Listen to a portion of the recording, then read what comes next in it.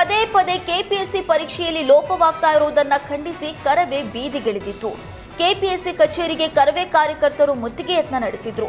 KPSC board ವಿರುದ್ಧ ಧಿಕ್ಕಾರ ಕೂಗಿ ಕರವೇ ಕಾರ್ಯಕರ್ತರು ಆಕ್ರೋಶ ಹೊರಹಾಕಿದ್ರು. ಕೆಪಿಎಸ್ಸಿ ಕಚೇರಿಗೆ ಮುತ್ತಿಗೆ ಹಾಕುವುದಕ್ಕೆ ಯತ್ನಿಸಿದ ಕಾರ್ಯಕರ್ತರನ್ನ ಪೊಲೀಸರು ವಶಕ್ಕೆ ಪಡೆದ್ರು. ಪೊಲೀಸರು ಕರವೇ ಕಾರ್ಯಕರ್ತರ ನಡುವೆ ತಳ್ಳಾಟ ನೂಕಾಟ ನಡೆಯಿತು. ಬ್ಯಾರಿಕೇಡ್ ತಳ್ಳಿ ಮುತ್ತಿಗೆ ಹಾಕುವುದಕ್ಕೆ ಕರವೇ ಕಾರ್ಯಕರ್ತರು ಮುಂದಾದ್ರು. ಕೆಲವರು ರಸ್ತೆಯಲ್ಲೇ ಉರುಳಾಡಿದ್ರು. ಬಿಎಸ್ಪಿಎಲ್ ಕಾರ್ಖಾನೆ ನಿರ್ಮಾಣಕ್ಕೆ ವಿರೋಧಿಸಿ ಕೊಪ್ಪಳ ಬಂದ್ ಮಾಡಲಾಗಿತ್ತು. ಗವಿಸಿದ್ದೇಶ್ವರ ಸ್ವಾಮೀಜಿ ಬಂದ್ಗೆ ಬೆಂಬಲ ಸೂಚಿಸಿ ಪ್ರತಿಭಟನಾ ಮೆರವಣಿಗೆಗೆ ಚಾಲನೆ ನೀಡಿದರು. ಗವಿಮಠದಿಂದ ತಾಲೂಕು ಕ್ರೀಡಾಂಗಣದವರೆಗೂ ಬೃಹತ್ ಪ್ರತಿಭಟನಾ ಮೆರವಣಿಗೆ ನಡೆಯಿತು. ನಂತರ ಜಿಲ್ಲಾ ಕ್ರೀಡಾಂಗಣದಲ್ಲಿ ಬೃಹತ್ ಸಮಾವೇಶ ನಡೆಸಲಾಯಿತು. 10ಕ್ಕೂ ಹೆಚ್ಚು ಮಠಾಧೀಶರು, ಪಕ್ಷಾತೀತವಾಗಿ ರಾಜಕೀಯ ನಾಯಕರು ಸಮಾವೇಶದಲ್ಲಿ ಭಾಗಿಯಾಗಿ ಬೆಂಬಲ ಸೂಚಿಸಿದರು. ಸಂಸದ ರಾಜಶೇಖರ್ ಹಿಟ್ನಾಳ್, ವಿಧಾನಸಭೆ ವಿರೋಧ ಪಕ್ಷದ ಮುಖ್ಯ ಸಚೇತಕ ದೊಡ್ಡನಗೌಡ ಪಾಟೀಲ್, ಶಾಸಕರಾದ ರಾಘವೇಂದ್ರ ಹಿಟ್ನಾಳ್, ಜನಾರ್ದನ ರೆಡ್ಡಿ ಹಲವರು ಭಾಗಿಯಾಗಿದ್ದರು. ಸಮಾವೇಶದಲ್ಲಿ ವಿವಿಧ ಮಠಾಧೀಶರು, ಹಲವು ಧರ್ಮಗುರುಗಳು ಭಾಗಿಯಾಗಿ ಕಾರ್ಖಾನೆ ನಿರ್ಮಾಣಕ್ಕೆ ವಿರೋಧ ವ್ಯಕ್ತಪಡಿಸಿದರು. ಕೊಪ್ಪಳ ಬಳಿ ಬಿಎಸ್ಪಿಎಲ್ ಕಾರ್ಖಾನೆ ನಿರ್ಮಾಣಕ್ಕೆ ವಿರೋಧ ಕೇಳಿಬಂದಿದೆ. ಈ ಸಂಬಂಧ ಬಹಿರಂಗ ಸಭೆಯಲ್ಲಿ ಗವಿಮಠ ಶ್ರೀಗಳು ಕಣ್ಣೀರು ಹಾಕಿದ್ದಾರೆ.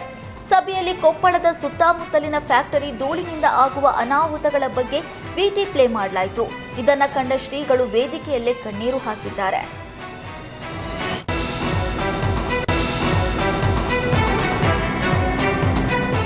ಅಂಕೋಲಾದ ಕೇಣಿ ಗ್ರಾಮದಲ್ಲಿ ಗ್ರೀನ್ ಫೀಲ್ಡ್ ಬಂದರು ನಿರ್ಮಾಣ ವಿರೋಧಿಸಿ ಸ್ಥಳೀಯರು ಪ್ರತಿಭಟನೆ ನಡೆಸಿದ್ದಾರೆ.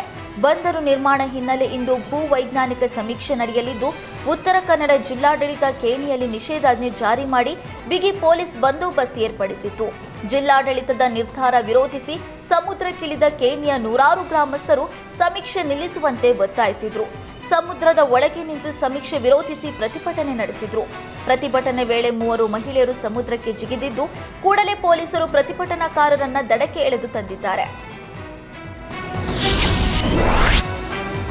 ಮುಡಾ ಕೇಸ್ನಲ್ಲಿ ಸಿಎಂ ಕುಟುಂಬಕ್ಕೆ ಲೋಕಾಯುಕ್ತ ಕ್ಲೀನ್ ಚೀಟ್ ಕೊಟ್ಟಿದೆ. ಕೋರ್ಟ್ಗೆ ಲೋಕಾಯುಕ್ತ ವರದಿ ಕೂಡ ಸಲ್ಲಿಕೆಯಾಗಿದೆ. ಆದರೆ ಲೋಕಾಯುಕ್ತ ಅಂತಿಮ ವರದಿ ಪ್ರತಿ ನೀಡುವಂತೆ ದೂರುದಾರ ಸ್ನೇಹಮಯಿ ಕೃಷ್ಣ ಜನಪ್ರತಿನಿಧಿಗಳ ವಿಶೇಷ ನ್ಯಾಯಾಲಯದಲ್ಲಿ ಮನವಿ ಮಾಡಿದ್ದಾರೆ. ಈ ಬಗ್ಗೆ ವಿಚಾರಣೆ ನಡೆಸಿದ ಕೋರ್ಟ್ ರಿಪೋರ್ಟ್ ಸಲ್ಲಿಕೆ ಬಗ್ಗೆ ಆಕ್ಷೇಪಗಳು ಇದ್ದಲ್ಲಿ ಅರ್ಜಿ ಸಲ್ಲಿಸಲು ಸ್ನೇಹಮಯಿ ಕೃಷ್ಣಗೆ ಸೂಚನೆ ನೀಡಿದೆ. ಜೊತೆಗೆ ಹಿಂದೆ ಲೋಕಾಯುಕ್ತ ವರದಿಯ ಪ್ರತಿ ನೀಡೋದಾಗಿ ತಿಳಿಸಿದೆ. ಇನ್ನು ಮುಡಾ ಕೇಸ್ ವಿಚಾರಣೆಯನ್ನ ಮಾರ್ಚ್ 7ಕ್ಕೆ ಕೋರ್ಟ್ ಮುಂದೂಡಿದೆ.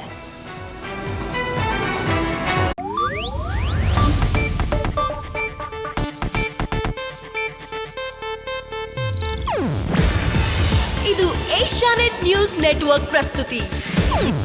ನೀವು ನೋಡ್ತಿದ್ದೀರಾ ಏಷ್ಯಾನೆಟ್ ಸುವರ್ಣ ನ್ಯೂಸ್.